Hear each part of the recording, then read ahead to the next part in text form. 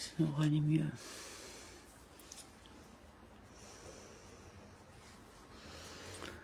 Alors, le Tanya, étude du jour. Aujourd'hui, 26 Shevat, 5785. L'écouter Amarim, chapitre 28. Au chapitre 27, Rabbi Gino Zalman a expliqué que le Benoni ne doit pas s'affliger outre mesure des pensées et des désirs mauvais qui s'immiscent dans son esprit. Au contraire, il doit y trouver une source de joie. En détachant avec célérité son esprit de semblables pensées, il peut connaître la joie d'accomplir la jonction de la Torah. Vous ne suivrez pas votre cœur et vos yeux par lesquels vous vous dévoyez. Il fait alors plier l'esprit de la Sitra Hara et offre ainsi un immense plaisir à Dieu. Toutefois, un tel raisonnement ne peut se comprendre que lorsque de telles pensées l'assaillent au milieu de ses occupations matérielles. Mais si elles se manifestent pendant qu'il sert Dieu, par exemple pendant l'étude de la Torah ou la prière, il n'y a certainement pas lieu de se réjouir car précisément c'est du service de Dieu qu'il est en l'occurrence distrait. Que doit donc être alors son attitude? Cette question fait l'objet du présent chapitre. Même si des songes concupiscents ou autres pensées étrangères lui surgissent à l'esprit au moment où il est occupé au service de Dieu par la Torah ou par la prière avec ferveur, il ne devra y prêter aucune attention, plutôt il en détournera son esprit à l'instant même. Il ne sera pas non plus sot en s'employant à élever l'amida dont procède la pensée étrangère en question, comme on le sait. Chaque pensée étrangère procède d'une certaine mida, faculté attribuée émotionnelle, négative de l'âme animale. Par exemple, la mida du chesed, la bonté, l'amour de l'âme animale s'exprime par des pensées concupiscentes. La mida de Gevura, la rigueur, la crainte, se traduit par des pensées d'inimitié, ou de crainte inappropriée.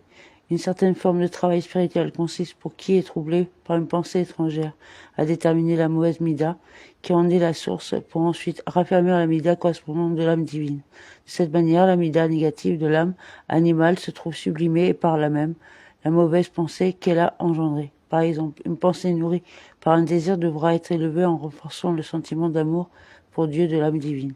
Néanmoins, le Benoni dont on parle ici ne doit pas tenter semblable entreprise, car ces choses-là n'ont été dites qu'au regard des tzadikim, lesquels ne sont pas assaillis par des mauvaises pensées qui leur sont propres, mais seulement par celles des autres. Le tzadik ayant opéré la transformation des midot de son âme animale en sainteté, aucune mauvaise pensée ne peut émaner de celle-ci. Les pensées étrangères, susceptibles de lui traverser parfois l'esprit, proviennent en fait d'un autre juif dont l'âme est attachée à la sienne. Ce dernier, ne trouvant pas les moyens et les forces nécessaires pour mener à bien sa lutte contre une certaine mida négative, doit alors obtenir le concours du tzaddik auquel il est lié. Cette mauvaise pensée est ainsi projetée dans l'esprit du tzaddik. Elle y apparaît sous la forme de l'être de la pensée, dénuée de substance, c'est-à-dire de tout mauvais sentiment. En identifiant la mida dont elle est issue et en renforçant en lui la mida équivalente de l'âme divine, le tzaddik permet à cet autre de vaincre sa propre mauvaise mida. Tout cela concerne bien évidemment un tzaddik dépourvu lui-même de mauvaises midotes. Mais celui qui est pénétré par des pensées étrangères qui lui sont propres, qui émanent du mal qui se trouve dans le ventricule gauche de son cœur, c'est-à-dire des mauvaises midotes de son âme animale. Comme pourrait-il élever ce mal vers le haut, tout en étant lui-même attaché en bas? Prétendre accomplir un tel travail spirituel serait donc parfaitement incongru. Mais cependant qu'il ne soit pas abattu intérieurement en son cœur en étant triste et honteux du fait de ses pensées étrangères au moment du service de Dieu, durant lesquelles on doit être dans une grande joie. Au contraire, il se renforcera davantage et intensifiera sa détermination de toute sa force dans la ferveur de la prière, avec un surcroît de joie et d'allégresse. En prenant en considération en son cœur que l'apparition de la pensée étrangère provient de la clipa du côté gauche du cœur, laquelle mène un combat chez le Benoni contre l'âme divine qui est en lui. Or, on connaît la conduite de ceux qui mènent une guerre, le but étant de vaincre, voire de tuer l'ennemi, et de même de ceux qui luttent l'un contre l'autre, chacun cherchant simplement à faire tomber son adversaire. Lorsque l'un se renforce, alors le second s'emploie également, avec toutes ses ressources, à montrer plus de force. C'est pour cela que dans le contexte du conflit qui oppose l'âme animale à l'âme divine, lorsque l'âme divine se donne de la peine et concentre ses forces pour prier, ainsi affaiblit et vaincre l'âme animale. Alors la clipa de l'âme animale se renforce contre l'âme divine, cherchant à la troubler et à la faire choir avec sa mauvaise pensée.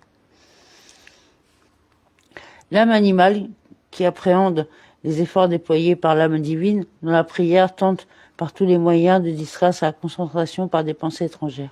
L'apparition de telles pensées est donc bien révélatrice d'une ferveur qui ne laisse pas l'âme animale indifférente. Cette considération devrait à l'évidence encourager la poursuite des efforts engagés. Amen.